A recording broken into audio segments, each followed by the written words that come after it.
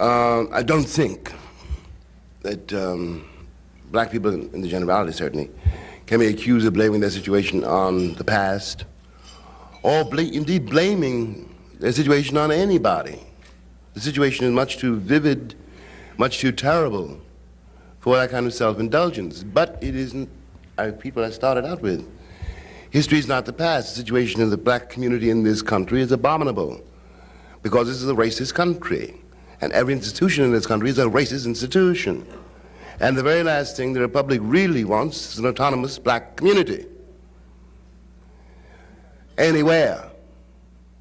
Everybody knows, for example, that if you build a school in a ghetto, you built a disaster factory. And the answer to that is not to bus a child to another neighborhood. The answer to that is to rebuild a city so that human beings can live in the city. Cities are not supposed to be built for money and to make a few people rich. Now, if we want to deal with that, we've got to go there. In the meantime, there's no point in blaming the black community for being upset about the community, because the community has always been at war with the Republic. But I think that whenever a black person tries to tell the truth about his situation to white people, or to people who think they're white, because white is a state of mind, it's even a moral choice. Every time, if my testimony is true, my testimony is a black citizen of this country, or a black would-be citizen of this country, and my testimony is true, then the American myth is a lie. And when this collision happens, I'm accused of being prejudiced against white people. I have better sense and don't have that much time. I don't have some white person locked up in my skull, walking around with me every day and every hour. White people have a black person locked up in their skulls. And that is that's why they treat black people the way they do. If you see what I mean. One of the difficulties about being a black man in this country has always been the difficulty of being a white man, because it is assumed so profoundly that no one has ever questioned it, I think, that the black man wants to be a white man. White men, as I've observed, are not sure they want to be white. It's got to be exhausting.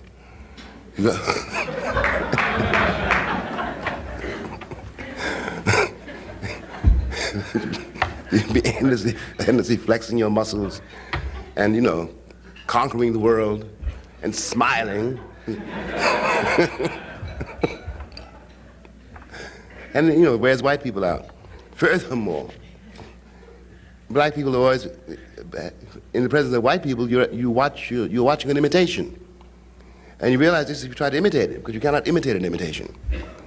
Therefore, the role of the black man in today's America has got to be what it always really was, or what the Republic always feared it was. He is a man. And a man cannot be told what to do, a man cannot be defined by others.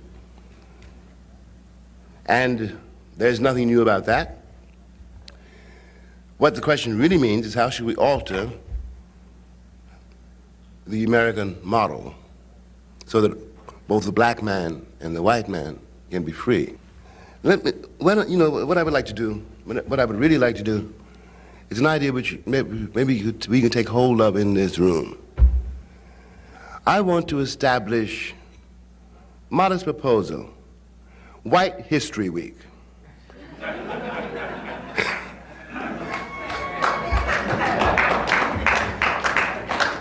But the answer to these questions is not to be found in me, but in that history which produces these questions.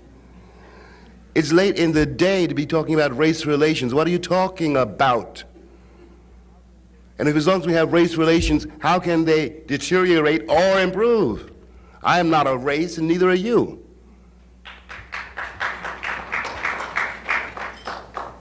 No, we're talking about the life and death of this country. And one of the things, I'm not joking when I talk about White History Week, one of the things which most afflicts this country is that white people don't know who they are or where they come from. And that's why you think I'm a problem. But I am not the problem. Your history is. And as long as you pretend you don't know your history, you're going to be the prisoner of it. And there's no question you're liberating me, because you can't liberate yourselves. We're in this together. And finally, when white people, quote unquote white people, talk about progress in relationship to black people, all they are saying and all they can possibly mean by the word progress is how quickly and how thoroughly I become white. I don't want to become white. I want to grow up, and so should you. I was not joking about White History Week. After all, I was told quite some time ago, when I was growing up, that George Washington couldn't tell a lie. And did or did not chop down the cherry tree, I forget. I'm serious about that. White Americans really do not know their history. And that's one of the reasons they're in trouble. And when I suggest White History Week, I'm not really just making a parody of Black History Week, but I'm suggesting that the truth about this country is buried in the myths that white people have about themselves. And these myths have to be excavated. They can only be excavated by white people. Or, in other words, I may know this history, the history of this country, better than whatever teacher is trying to teach my child.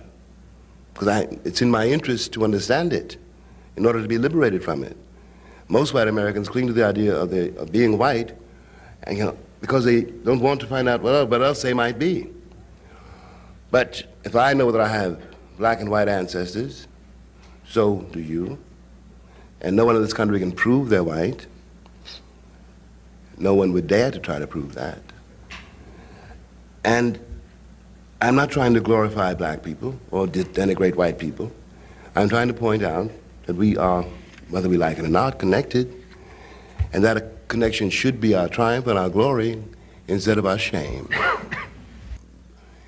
I think that the future is not nearly as simple as Americans like to think.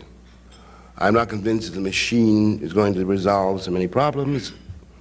I know that we've got to confront, I think, the fact that if we don't share the earth, we're going to blow it up.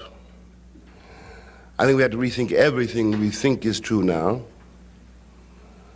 because it's not going to be true tomorrow. The question supposes a future which is more or less coherent and which is safe. But in fact, the moral choice we have yet to make does not guarantee that anyone in this room has a future. And the only way we can accommodate ourselves to that is to rethink and recreate our vocabulary, which includes the human race. We are all in this room at the mercy of, whether or not we know it, the European vision of the world. And that vision is obsolete. Now, that sums it up for this video. What do you guys think? Share thoughts and opinions in the comment section below. Let's have a proper discussion about this without having me impose my opinions and ideas on this matter. Give this video a thumbs up if you liked it, so that the YouTube algorithm can know that this video was so much interesting and share it far wide to more avid viewers just like you. Subscribe and click the notification bell if this is your first time watching these videos, and so that you can be notified as soon as we make a new upload on videos just like this. My name is Louis. Until next time, peace out.